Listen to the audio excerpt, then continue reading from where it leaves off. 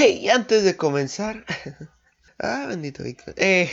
Antes de comenzar les quería decir que ojalá se pasen por el canal de mi amigo Ario. Él está empezando igual que yo y está haciendo covers. Él tiene voz increíble y tiene gran talento con la guitarra. Así que échense una pasada por el canal que se llama Ario Cadiano. Y me dicen qué tal. Dicho esto, vamos por el capítulo 1. María de Chávez. Nació en Barranquilla, es la creadora y propietaria de la firma de cosméticos Jolie de Vogue, empresa que empezó con su esposo en un garaje del barrio Santa Fe, en Bogotá, donde preparaban esmaltes para uñas en ollas de cocina. Hoy, su nómina es de 1.050 empleados, tiene cobertura nacional y exporta sus productos a varios países. Y su historia es la siguiente. Según su costumbre, ese día se levantó a las 5:15 de la madrugada. No había podido dormir bien. Se bañó nerviosa, se vistió con más demora de lo normal, se maquilló con miles de pensamientos y su usual seguridad. Cuando llegó a trabajar puntual como siempre, antes de las 8 de la mañana, nadie se percató de que la secretaria, María Cortés Osorio, ya no era María Cortés Osorio, sino María de Chávez. Una hora antes, con los mismos trajes de labor, había contraído matrimonio en la iglesia del Voto Nacional, María Cortés, y el vendedor principiante, Roberto Chávez, quien manejaba una camioneta en la cual ofrecía productos de belleza a los pequeños almacenes del barrio de Bogotá, o viajaba a Cali, Medellín, Barranquilla y otras ciudades a hacer lo mismo. Ambos eran pobres y felices. Nadie, además del obvio trío de ellos y el sacerdote, acudió a esa ceremonia. No hubo invitados. Tampoco fue un matrimonio de afán. La joven María no estaba encinta. Su madre, Carmen Osorio, de familia santanderiana, vivía en Venezuela. Su padre, Rafael Cortés, de familia bogotana, falleció siendo ella niña, dejando a la viuda con 4 criaturas. En estas condiciones, la lucha era dura, tenaz, sobrellevable porque su temperamento hacía que así fuera. Nada de lloriqueos, ni suspiros desolados, ni quejas a Dios.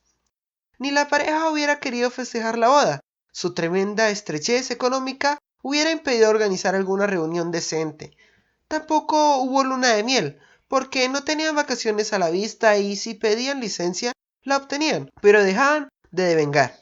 Habían trabajado en la misma empresa, pero ya no. María ganaba 400 pesos al mes. Roberto comenzaba un negocio propio.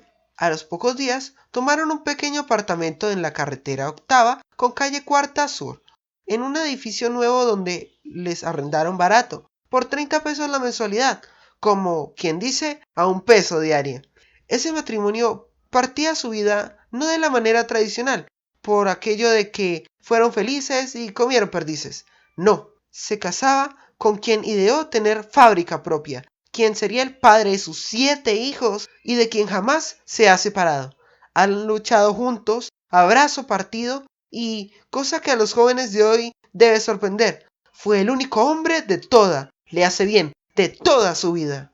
Dividía su vida, sí, la de antes, azarosa, llena de soledad y privaciones, y la futura, llena de éxitos, pero de muchísimas vicisitudes, traspiés, malas jugadas del destino, socios deshonestos o incumplidos.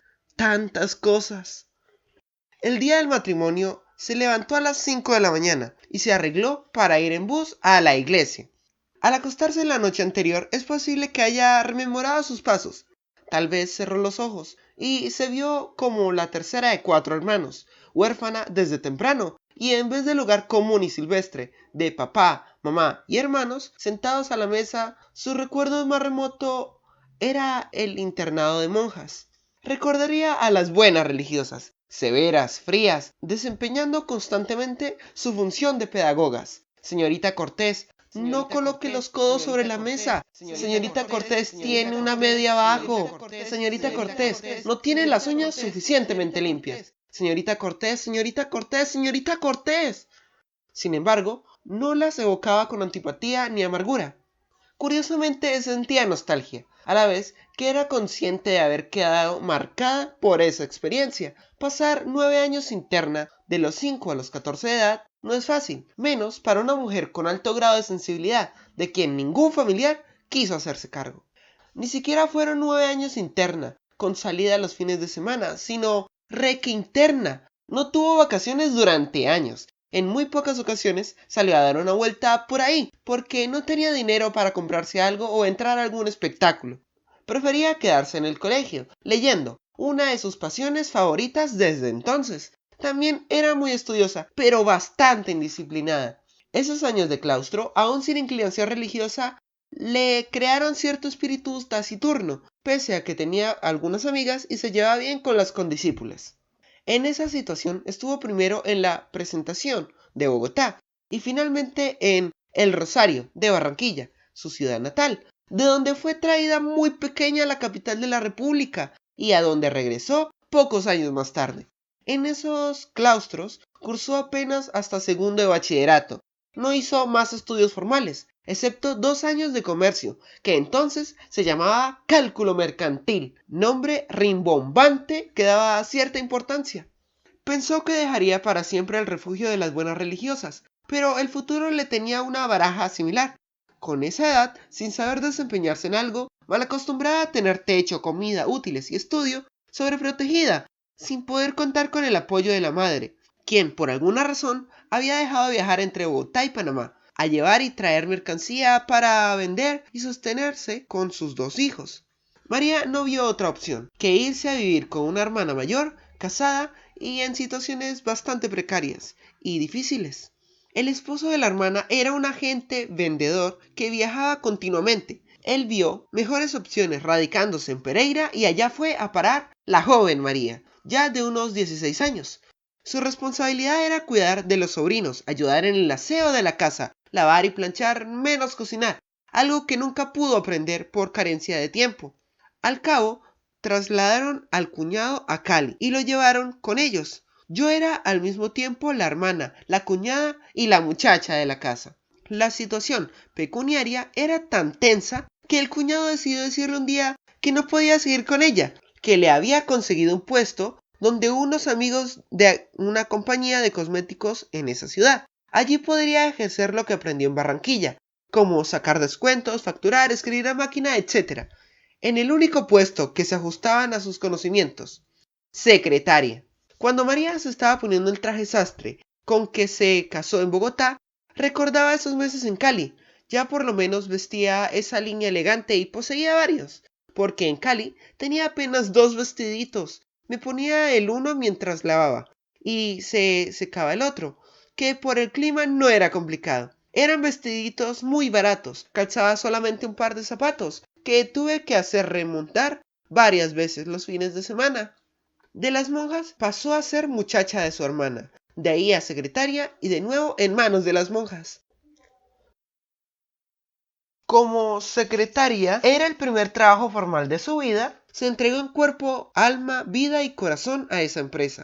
Ganaba poco y practicaba lo que hacen todavía muchos jóvenes que quieren salir adelante sin tener que recurrir a medios fáciles. Llevaba en un portacomida el almuerzo y en su escritorio comía sola, sin sentirse humillada ni ofendida, ni pobre ni infeliz. Por cierto, ella dice con mucha satisfacción que nunca ha sido infeliz, pese a todo. Ya no podía vivir con la hermana, de manera que consiguió cupo en el llamado Hogar de la Joven, regentado por religiosas, donde pagaba 40 pesos al mes, con desayuno y comida.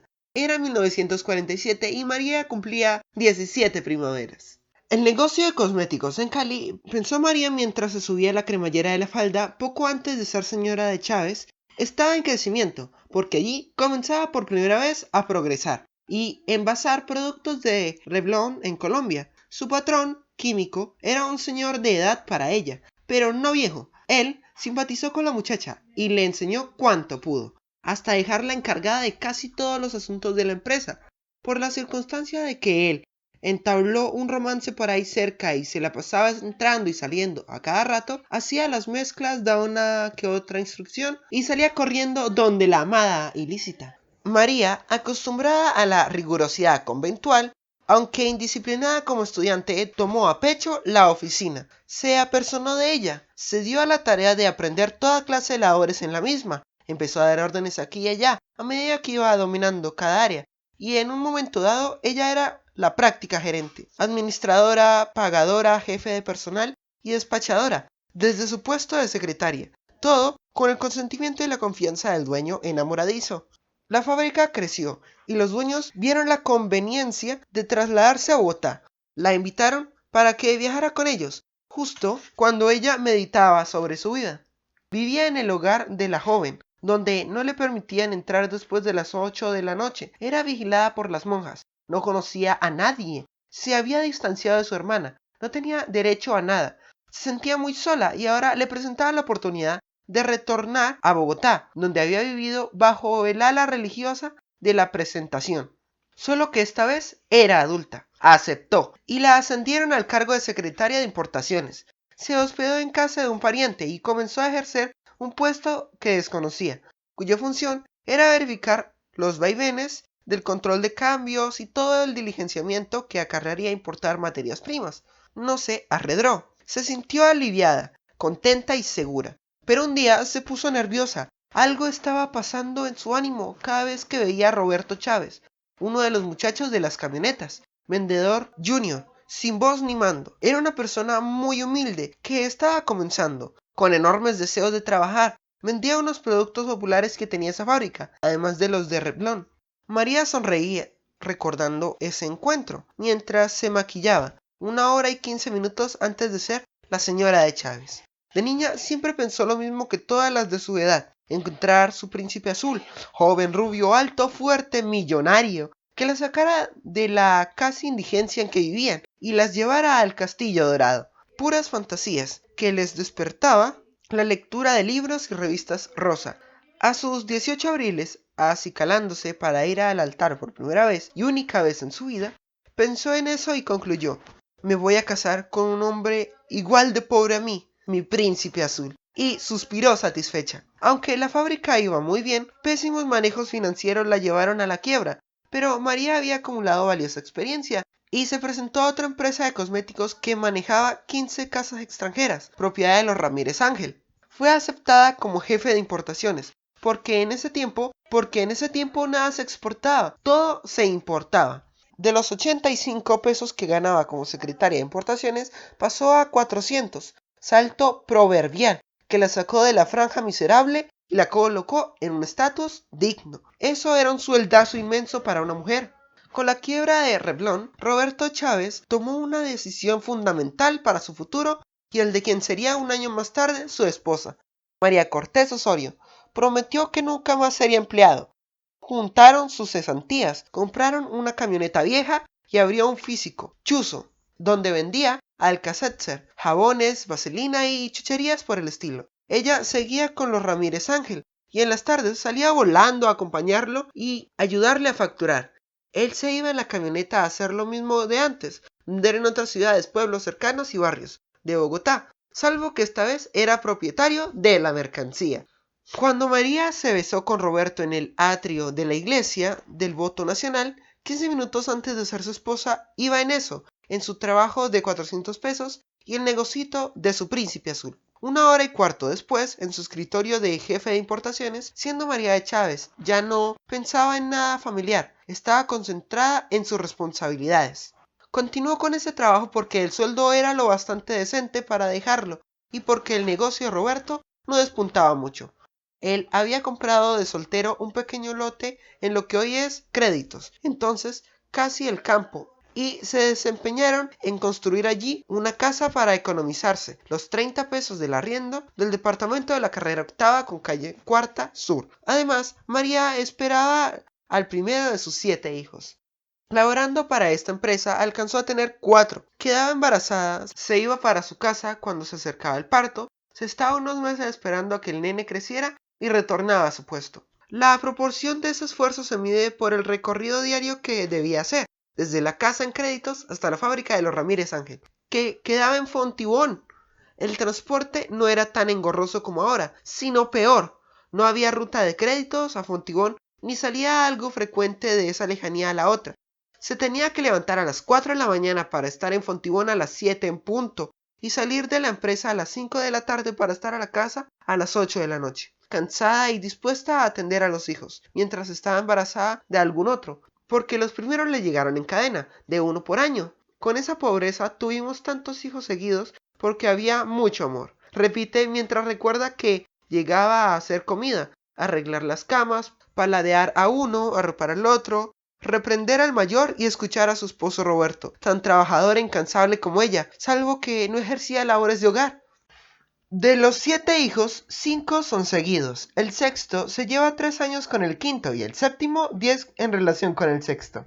A María se le acabó el dolor de cabeza de madrugar tanto, bregar con importaciones todo el día y llegar fatigada a hacerse cargo de esposo e hijos, porque esta empresa, la de los Ramírez Ángel, también quebró. Estaba en situación crítica y María se dijo, no, esto no va conmigo, mejor me voy para mi casa y algo habrá de ocurrírseme, antes que arriesgarse a que se declararan formalmente insolventes y le quedaran debiendo sueldos y todos esos líos propios de una empresa en decadencia, decidió retirarse.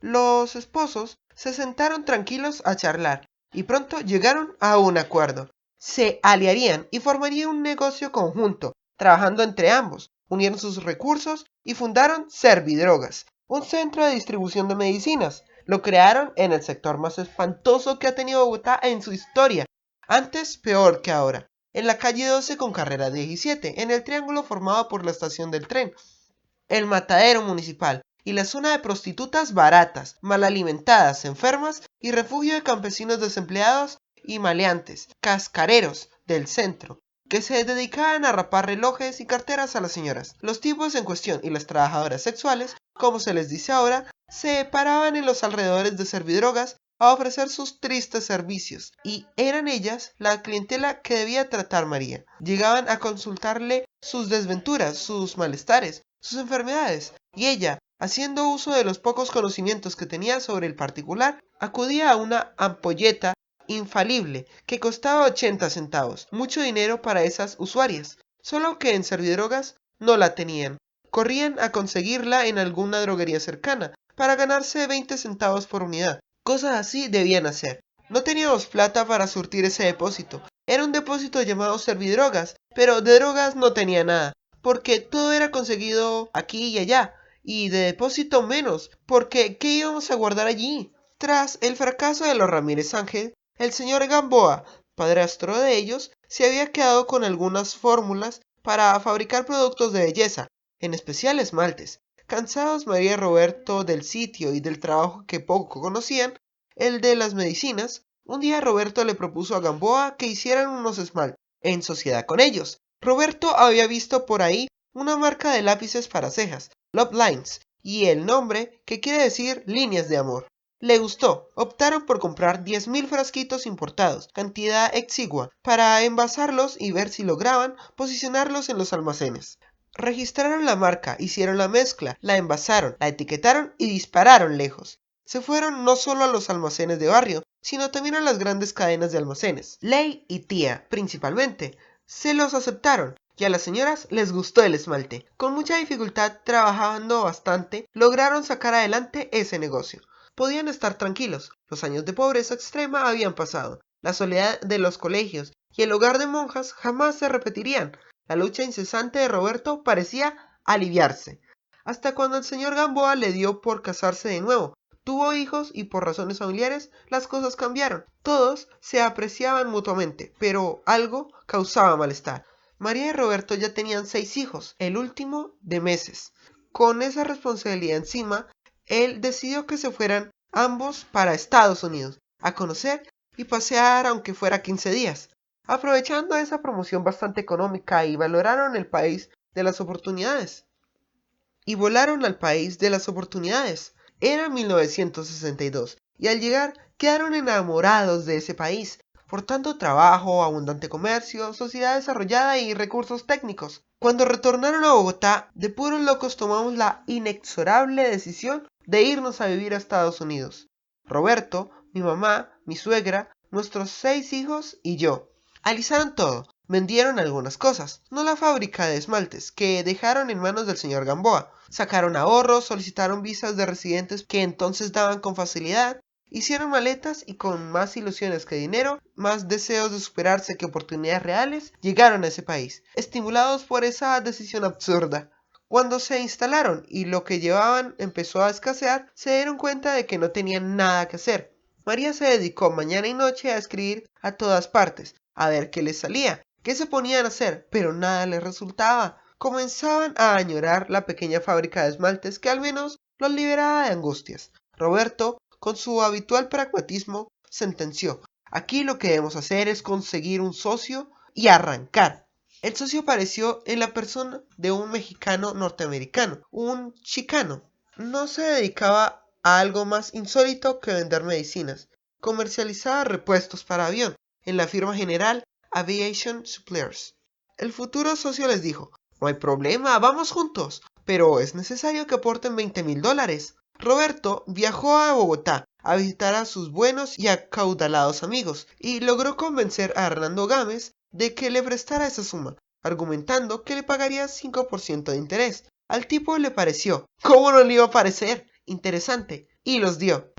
Luego facilitó 20,000 más y otros, hasta que llegó a soltar $80,000, que sagradamente entregaron al mexicano norteamericano. De una camionetica vieja cargada con chucherías y de ser la muchacha de la hermana, a convertirse en socios de una comercializadora de repuestos de avión, hay mucho trecho. Las cosas iban bien, estaban muy contentos, al fin se acercaban al límite propuesto. Hasta cuando María un día escuchó una llamada donde le hacían saber que el mexicano norteamericano debía a unos países que se suponía, según las cuentas registradas, ya habían sido cancelados. Pasó a consultarle a una cubana y la puso al corriente. No solo debía eso, sino que además ella había sido informada de que tenía deudas por varias fuentes, y una fuente creíble había declarado que estaba en quiebra. Cuando Roberto volvió a Colombia al otro día, con $20,000 más, María le dijo: pare ahí, este tipo nos estafó, nos robó, está quebrado. Se quedaron mudos, consiguieron un abogado y entraron en un pleito largo y árido. Para colmo, habían comprado una casa por $40,000, en unas condiciones irrisorias. 10% de cuota inicial y el resto por cuotas a 30 años. De nuevo, cayeron en lo que ya estaban familiarizados: sentarse a pensar qué hacer. Después de comentar lo bueno, lo malo y lo feo de la situación, no les quedó otra alternativa que dejar a mamás e hijos, empacar e irse para Bogotá a recuperarse de tamaño golpe. Otra sorpresa les esperaba. La sociedad que habían dejado con el señor Gamboa, quien no les había mandado $1 durante el tiempo que estuvieron en Estados Unidos, de hecho ya no era una sociedad. Él había trabajado para sí, por lo cual disolvieron el trato. Y cuando fueron a reactivar la marca Love Lines, resultó que él había negociado esa razón social con un señor Jorge Bernal y no les había consultado. Compartir esa marca con un socio más no les pareció confiable, de tal manera que dejaron el asunto así. Se separaron en tono amistoso del ex socio y abrieron toldo propio. Alquilaron una casa vieja en el barrio Santa Fe y pusieron a funcionar la incipiente fábrica de esmaltes en el garaje. Por fortuna, Roberto siempre fue muy inquieto y tiempo atrás había registrado una marca a nombre de María, Vogue, que sería el comienzo de una gran empresa, la que los llevaría a figurar en el listado de mayores empresarios de Colombia. Pero no ahora. Se dedicaron a hacer las mezclas para los nacientes esmaltes de Vogue, envasaron y se fueron donde los administradores amigos de cadenas y almacenes que los conocían con suficiencia. La idea era demostrar que Vogue superaba a Love Lines, cosa que lograron. Les recibieron unos cientos de frasquitos y ambos se fueron felices a celebrar ese nuevo comienzo. Ese amanecer de pareja trabajadora, emprendedora y con muchos deseos de hacer capital a pulso. No era la primera vez que hacían esmaltes, de manera que más sabe el diablo por experto que por diablo. Pero días más tarde comenzaron a recibir llamadas airadas de sus amigos administradores. Las clientas habían acogido muy bien a Vogue, se habían vendido mucho en breve tiempo, y en igual medida habían regresado al producto y exigido devolución del dinero. ¿Por qué? Cuando las usuarias destaparon los frascos, se encontraron con un pegote horroroso, una especie de engrudo endurecido. Eso fue una locura. Le habíamos echado demasiado rapidizante y el líquido se compactó en los frasquitos. Un buen amigo químico les dio la fórmula exacta. Él mismo los asesoró, elogió los magníficos colores que habían logrado María y los capacitó. Para entonces, María y Roberto vivían en una oficina de la carrera 90 con calle 20, a una cuadra de la Plaza de las Nieves. Cerca quedaba, y queda, la plaza de mercado del mismo nombre. La mayor preocupación que tenían era pagarle al señor Gámez los $80,000 que ellos habían solicitado para el famoso negocio de los repuestos para avión. Él los llamaba con frecuencia furioso y exigía, con razón, el pago de ese dinero. En esa angustia, emergió como salvador un personaje que convenció a Roberto de invertir en la bolsa de valores, unos ahorros que tenía.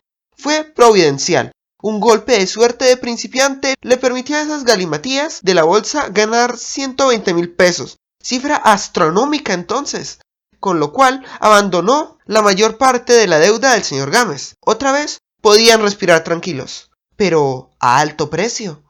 En la oficina de la carrera 90 con calle 20 estaban sumamente estrechos. Vivían en el segundo piso donde había un baño y en el resto de espacio estaba el depósito y punto de venta de los esmaltes.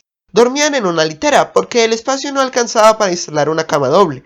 Ahí hacían el desayuno y salían a comer a restaurantes baratos.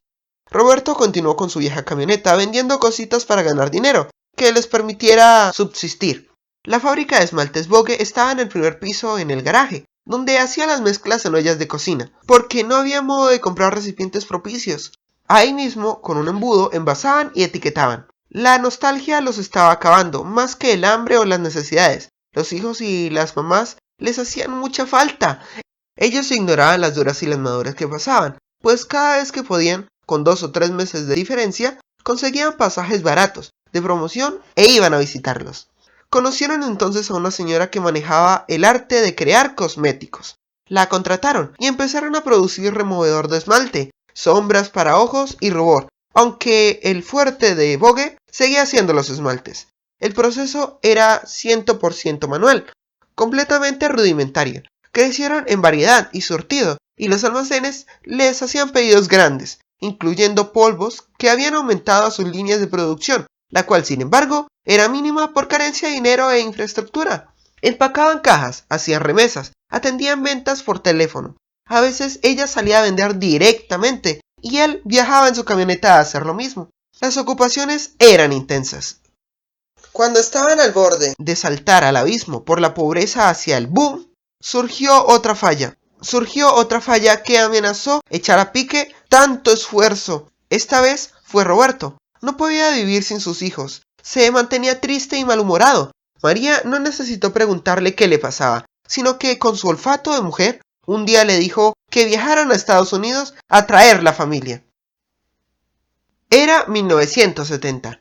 Los hijos habían crecido. 7 años habían permanecido en Estados Unidos. Hablaban perfectamente inglés y dominaban el español, pero tenían en sus cabezas la idiosincrasia norteamericana más que la colombiana, de manera que el regreso fue difícil por su proceso de adaptación. La pareja compró una casa, matriculó a los hijos en el colegio Nueva Granada y comenzó la vida a estabilizárseles nuevamente, desde el punto de vista efectivo y familiar. Como los muchachos no encajaban muy bien, la tarea fue no descuidar el negocio y estar pendientes de encarrilar a los pequeños rebeldes con causa. 10 años tenía el hijo menor en 1971, cuando llegó al mundo Ricardo, el último de esa generación, el para siempre menor de la familia. El crecimiento de la empresa iba bien. María y Roberto cada vez que podían invertían en finca raíz, de manera que cuando un señor apareció ofreciendo una bóveda en el conjunto industrial Kazuka con una inyectora y una sopladora para hacer plástico, porque estaban en bancarrota, le ofrecieron un edificio viejo y feo que poseían cerca de la feria exposición, la vieja casa del barrio Santa Fe que habían adquirido y algún dinero que lograron reunir. El tipo aceptó, se hizo el negocio y se encontraron con esas máquinas que no sabían exactamente para qué servían ni cómo se manejaban. Lo que les interesaba era la bóveda. Roberto, inquieto, descubrió la utilidad de esa maquinaria y se puso a hacer biberones, mientras María se quedó al frente de los cosméticos. Ahora sí, a capitalizar, ver crecer a los hijos, ampliar la empresa y descansar tranquilos. Así fue, pero no por muchos meses. Roberto tuvo un accidente de tránsito, de esos que dejan un nudo en la garganta. Se fracturó un brazo, una pierna, el húmero, anduvo de clínica en clínica, de operación en operación, que lo mantuvieron literalmente inválido durante 2 años. De 1980 a 1982, tiempo durante el cual María se puso al frente de los negocios. Cuando él pudo mantenerse en pie por sí solo, María se lo llevó para Estados Unidos. Su idea era hablar directamente con los proveedores, a fin de evitar intermediarios y economizar las comisiones que estos devengaban. Allí uno de ellos le dijo: «Oye María, ¿por qué no sacas una línea bien fina, en vez de la popular que tienes con Vogue? Puedes hacer eso, me consta que tienes buen gusto». Le entusiasmó la idea y su desarrollo fue inmediato. Empezó a importar estuches de calidad, solicitó fragancias y hubo una que le impactó particularmente: Jolie. «Ya mismo vamos a sacar esta línea», dijo. Fabricó unos cientos y gracias a sus excelentes relaciones comerciales, los administradores de las grandes cadenas se las codificaron como producto nuevo, fino y elegante. La respuesta de todos fue similar: «Doña María, está lindísima, tráigame de entrada tantas unidades». 2. A partir de ese momento dejó de ser María a secas. Ya era Doña María de Chávez, cabeza de Vogue. El esmaltico, inicialmente preparado en ollas en un garaje pobre del barrio Santa Fe, envasado con embudo y etiquetado a mano y de Jolie de Vogue, toque de distinción que empezaron a usar las damas in de Colombia. Jolie de Vogue nació en 1982. Lo lanzaron por marketing después de contratar a alguien que había trabajado para Max Factor. Doña María carecía de conocimientos para líneas de alta calidad. Leía mucho sobre tendencias, tenía especial olfato para las fragancias, muy buen gusto para los colores, dominio sobre las combinaciones, pero le faltaba el tacto para desarrollar técnicamente ese mercado. Asunto fundamental para su futuro como empresaria. El lanzamiento se hizo a alto nivel en Barranquilla, Cali, Medellín y Bogotá, con invitación a personajes claves a un cóctel donde ella relataba el proceso de creación de Jolie de Vogue, mostraba el producto, obsequiaba muestras y atraía compradores mayoristas. Todo iba bien, pero el encargado del marketing tuvo inconvenientes de orden personal y un día le dijo a Doña María que tenía severos problemas individuales y que se iba. Me quedé colgada de la brocha, sin poder seguir adelante, desesperada sin conocer ese tipo de manejo. Echó mano a sus accidentadas experiencias anteriores y siguió sola, aprendiendo sobre la marcha. Salió bien librada. Otro pequeño problema se presentó. Roberto, el hombre de la iniciativa, de las inquietudes financieras, del trabajo sin horario, el de visión lejana y sentido de libertad y de independencia, decidió abandonar la empresa. La razón era entendible en alguien de su talante. «Usted», le dijo a Doña María, «se está llenando de consejeras de belleza. Tiene una organización muy grande. No quiero estar en esta oficina. No tengo nada que hacer con cosméticos. Lo mejor es arreglar nuestra situación económica. Separemos bienes». Hicieron un trato. Se le entregaría por plazos fijos determinada cantidad de dinero, puesto que era un socio de enorme peso, y él montaría su propio negocio. Creó una empresa de productos de belleza populares. Esta aparente contradicción entre decir «no tengo nada que hacer con cosméticos» y después crear una fábrica de ellos merece ser explicada. Él no se sentía bien porque estaba acostumbrado a hacer las cosas a su modo. Todavía pensaba en las camioneticas con vendedores junior de almacén en almacén, pueblo en pueblo, ciudad en ciudad, repartiendo unidades, algo en 1983 totalmente primitivo. No quería saber nada de departamentos de mercado ni arandelas de esas. A su espíritu le satisfacía un negocio sencillo, no más. Hoy tiene su próspera empresa con productos populares. Le va muy bien, hace las cosas como quiere, manda como desea, es independiente y consecuente con su propio ritmo de vida. Siguen siendo la pareja de siempre, nunca se separaron de cuerpos ni han disminuido su amor. Permanecen muy unidos con sus hijos. Como familia, comparten mucho y hay correspondencia afectiva entre todos. Roberto tiene su empresa y María la suya. Eso es todo. Para Doña María, el estilo de trabajo de su esposo era anómalo, porque no daba la talla a las expectativas que ella tenía. Jolie de Vogue fue trascendental para la empresa. Le dio una dimensión enorme. A pocos meses lanzó otra línea, Candy, de menor categoría que Jolie de Vogue, para competir en el mercado de cacharrerías, bastante económica. 3 años después sacó Innovations, marca de clase alta, tan fina y elegante como Jolie de Vogue, de excelente manejo de color, con materiales tratados y combinaciones muy sofisticadas. Para entonces, la nómina de Doña María de Chávez era de 600 personas. Ya no tenía una empresa, sino una macroempresa. Los productos populares y medianos competían con éxito. Pero lo mejor seguía siendo Jolie de Bock, que entró en lead con firmas añejas como Max Factor, Revlon y Yardley, con el mérito de ser una marca nacional y no la concesión de una multinacional como las otras. Competir y superar a esos monstruos es una de las hazañas de Doña María, además de haber captado millonaria clientela y proyectarla al futuro con gran dimensión. Para 1984 ya tenía pauta publicitaria en televisión, cosa que jamás antes había hecho, porque representaba un gasto para la empresa. Por circunstancias inexplicables, alguien llamó a María y le comentó que la señorita Colombia, Susana Caldas Lemaitre, tenía graves diferencias con la marca patrocinadora de cosméticos del Reino Nacional de Belleza de Cartagena y que estaba en condiciones de escuchar ofertas de otras casas. De inmediato, Jolie de Bock contrató a Susana como su modelo oficial, le tomaron fotos espectaculares e hicieron un buen comercial de televisión. El objetivo era poder llegar a Cartagena al reinado. Ya trabajaban otros eventos similares, como los reinados de Bambuco, de la panela, del turismo, de significativa importancia también, del carbón, del arroz, en fin. Colombia es un país de reinados. Se trataba de posicionar la marca de todos los niveles posibles. Moonrep tenía la fragancia en Cartagena mediante un contrato a 3 años. Las directivas de la firma de cosméticos y la junta directiva del Reino Nacional de Belleza tenían algunos roces. Había descontento y a los 2 años cancelaron el pacto.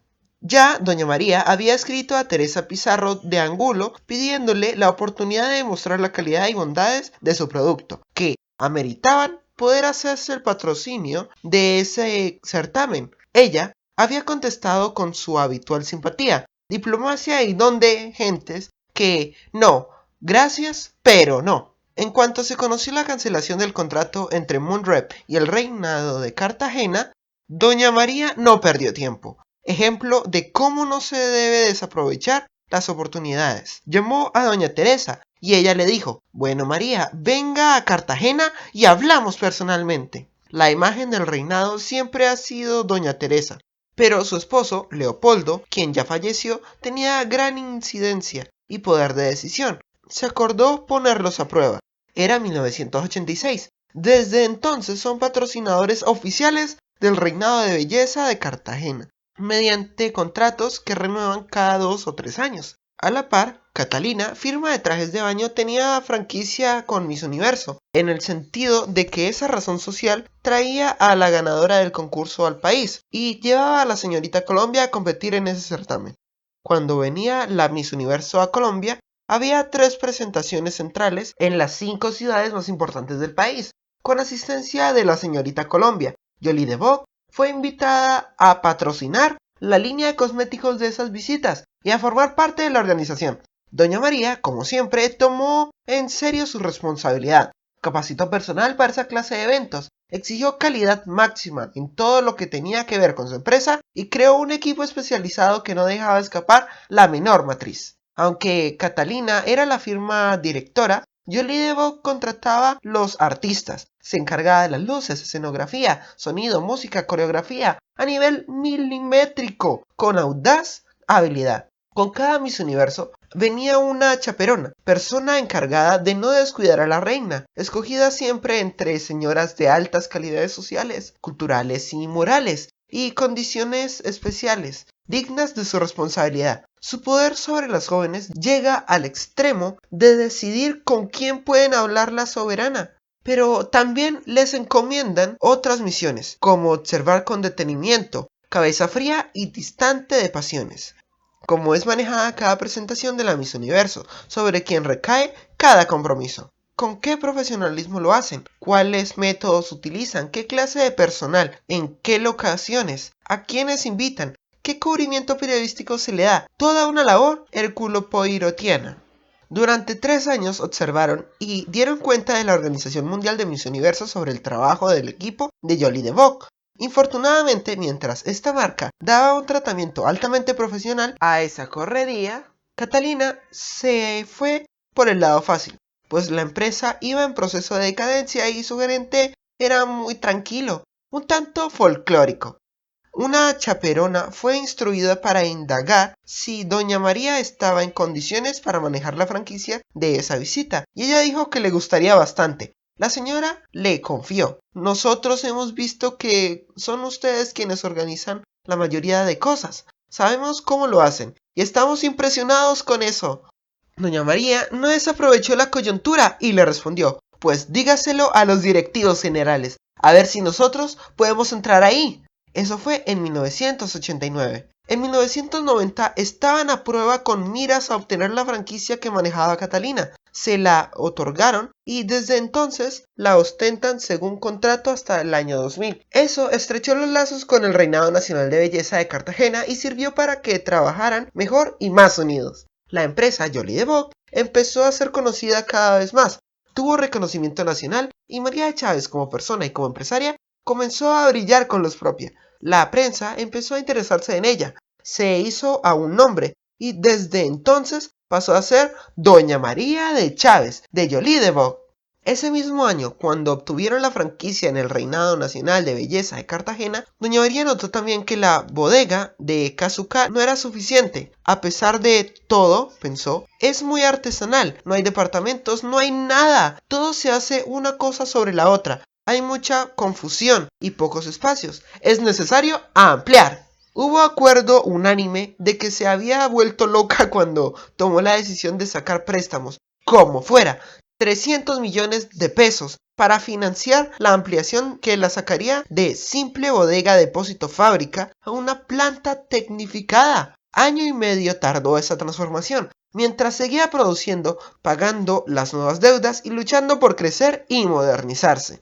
Para la inauguración invitaron al presidente de la República, pero no asistió. En cambio, sí estuvieron el alcalde de Bogotá, el de Soacha, ex reinas nacionales de belleza como María Mónica Urbina y Susana Caldas, ministros, políticos, los proveedores y clientes más importantes de Bogotá, Cartagena, Barranquilla, Cali, Medellín y otras ciudades. Y el padre Rafael García Herreros, quien bendijo la nueva instalación. Nadie podría presentir siquiera que detrás de la sonrisa de doña María de Chávez había preocupación. Las deudas por ese osado salto hacia la tecnificación eran grandes. Yo estaba poniendo a cada santo su vela. Todo le salió bien. La empresa continuó un ascenso inalterable con la franquicia de Miss Universo y otros aciertos posteriores.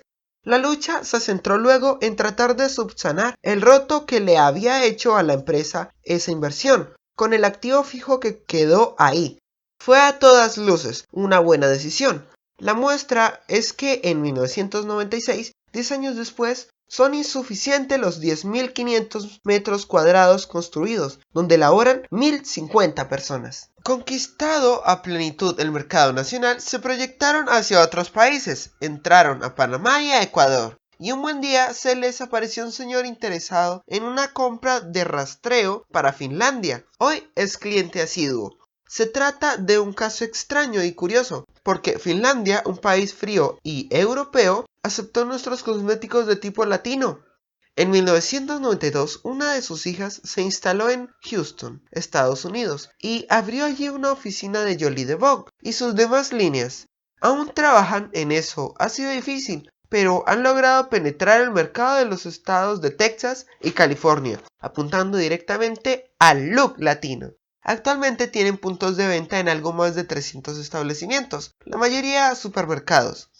Después entraron a Perú, Bolivia y toda Centroamérica, pero el máximo logro fue penetrar en la Comunidad Europea, con registro único. Todo esto se hizo gracias a la globalización que les ofreció a los empresarios el entonces presidente de la República, César Gaviria Trujillo.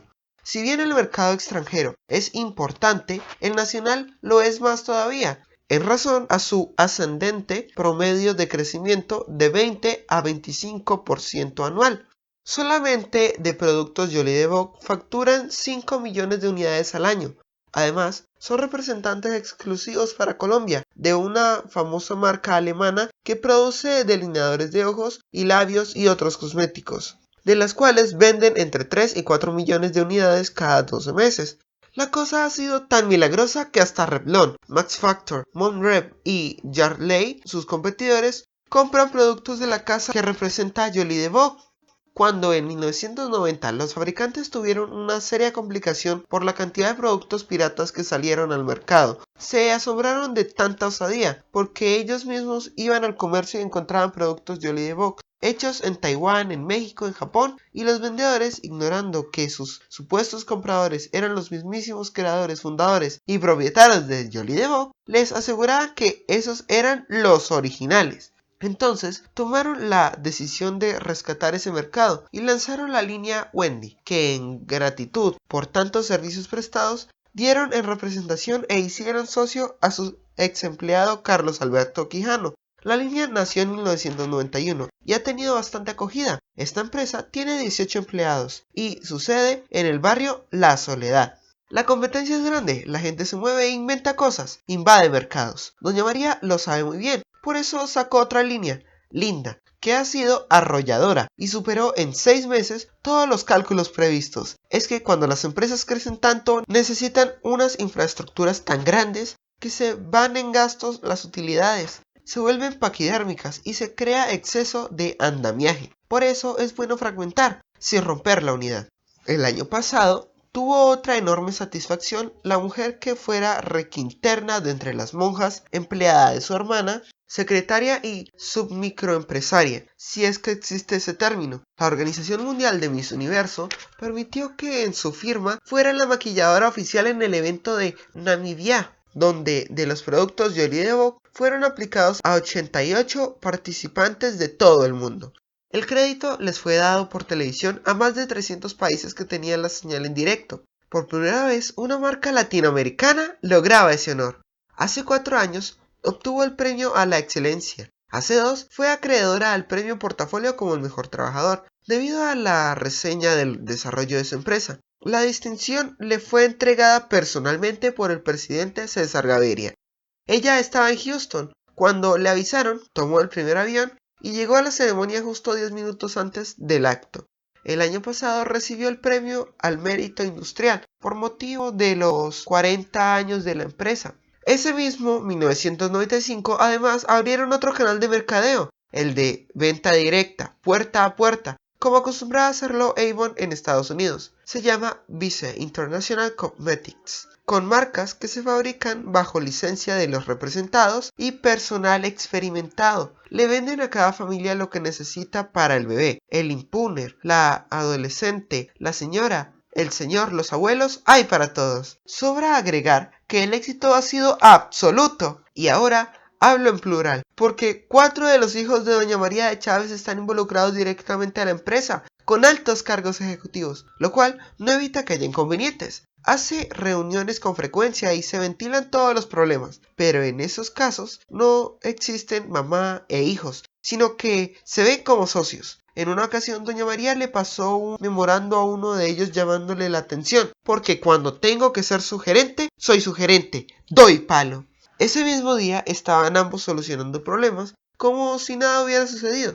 Son detalles que pasan. La verdad es que tengo unos hijos maravillosos. Traen muchos dolores de cabeza y grandes problemas, pero es un inmenso placer tenerlos. Tan alegría, traer un hijo es disfrutar teniendo esa persona. Criarla, atenderla, dan ganas de progresar. Traen a un tiempo satisfacciones inefables y dolores enormes. No es por nada, pero todos mis hijos son bien preparados, bilingües, bien educados, con carreras brillantes, con másters y gran formación. 3. Hoy, a sus 65 años de edad, no me da pena decirlo, se levanta todavía a las 5:15 de la madrugada y sale a las 7:15, como hace 43 años cuando se iba a casar, a estudiar sistemas hasta las 9 de la mañana. Mi empresa está sistematizada, pero yo nunca me había preocupado por aprender, hasta que alguien me dijo que sería muy útil si aprendía Windows o algo de esos códigos, porque estamos arrancando con el reto 2000, donde se busca que nuestras comunicaciones estén en red, y como todos, tenemos que hablar el mismo lenguaje. Me estoy preparando para estar acorde con las circunstancias. Va hacia la planta donde permanece todo el día, allí almuerza, si no hay otros compromisos. sale hacia las 5:30 de la tarde, cuando tiene clases de inglés 3 veces a la semana. Porque todos mis hijos hablan inglés y eso para mí ha sido gran acicate, aunque lo leo y lo entiendo, pero mi intención es hablarlo perfectamente. O si no a las 7 de la noche hacia la casa, o a cumplir invitaciones a reuniones de negocios o de anfitriona en algún evento empresarial.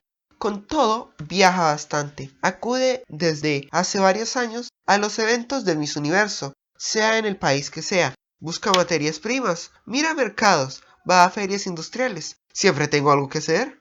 Conoce África, Oriente, Asia, muchos países. Me falta muy poco por conocer.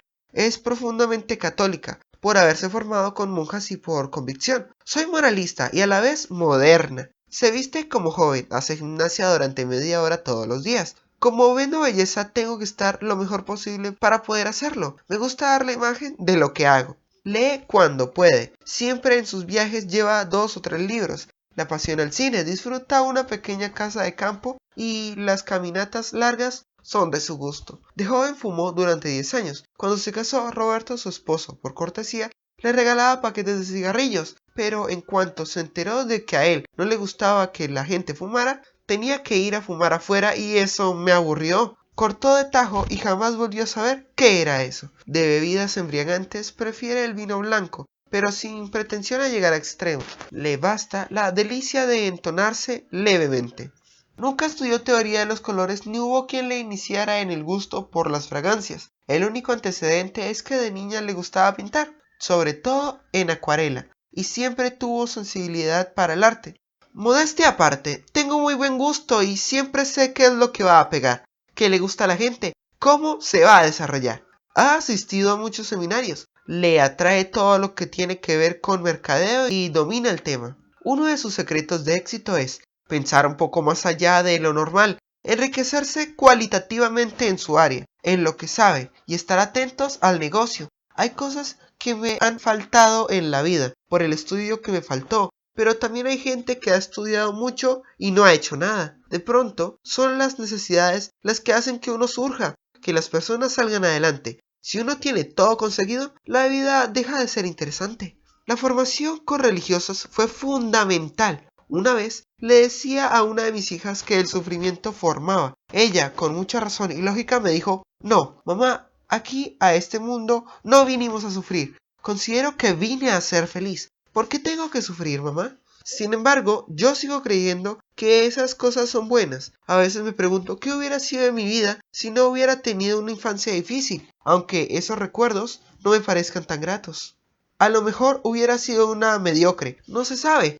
No me considero una estrella, pero sí en condiciones diferentes, porque Dios me ha situado en lugar especial. La gente es importante en la medida de las circunstancias donde se sitúe. Es bastante radical al afirmar que por experiencia personal que hay que trabajar mucho, con tenacidad. Si uno se cae, siempre tiene que volver a levantarse inmediatamente y con más fuerza. Hay que tener una idea fija de lo que se quiere hacer, insistir e insistir, y en la medida como uno lo haga, logra su propósito. Hay gente que se desanima y claudica. Eso no, hay que tener espíritu fuerte y sobre todo transmitirlo. Una de sus cualidades principales es la franqueza, el hablar claro y directo, con fuerza de carácter y recia personalidad. Posiblemente doña María de Chávez nunca aprendió a mentir. Para la muestra, un botón.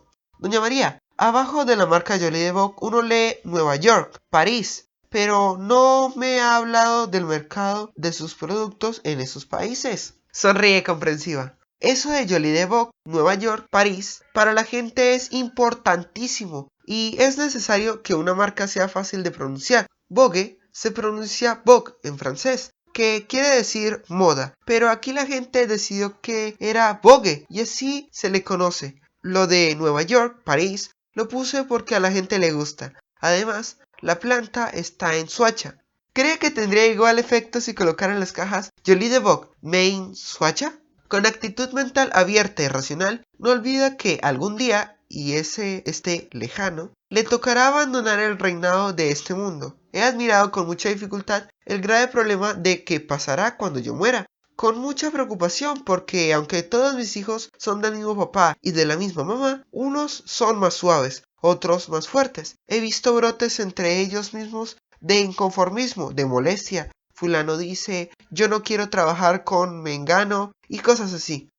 Tenemos todo bien organizado, en el sentido de que cada uno tiene sus derechos debidamente establecidos entre las sociedades que manejamos. ¿Saben cuál es su patrimonio? Me gustaría que hubiera homogeneidad, que continuaran con la unidad que tenemos actualmente. Hace un tiempo contrataron una empresa para que hiciera un análisis de las imágenes externa e interna de su organización. La conclusión fue que la empresa es María de Chávez. Dice que funciona por Doña María y que sin ella no sería lo mismo. Eso no me gusta, no es bueno. Todos mis hijos son capaces, altamente calificados. Me pregunto, ¿será que la mamá no los ha dejado respirar solos? Eso de pronto ha podido ser. Me preocupa, pero Roberto, mi esposo, me dice, ¿de qué te preocupas? Ellos verán cómo se las arreglan. Total, ya estará uno bajo tierra. He anunciado que me retiraré terminado el año 2000. Les dejamos un capital sano por todas partes, pero uno se muere en cualquier momento. Ahí vendrá la lucha de poderes, a ver quién asume la presidencia, la gerencia. Aún no sé todavía, pero los quiero mucho. Adoro a mis hijos, porque son para mí, junto con mi esposo, patrimonio más importante que la empresa. Su frustración única va a exorcizarla. Aprenderá a cocinar. Doña María se quedó pensativa y dice como para sí, ruego a Dios que me dé una muerte pacífica. No quiero una larga enfermedad ni estar en cama. No deseo ser una carga para mis hijos. Veo a la muerte con tranquilidad. Soy profundamente piadosa y le pido a Dios que ese paso sea con sosiego. Suspira y concluye. Me gustaría morir junto con Roberto, mi esposo, porque nos necesitamos mutuamente. Me da pesar dejarlo solo.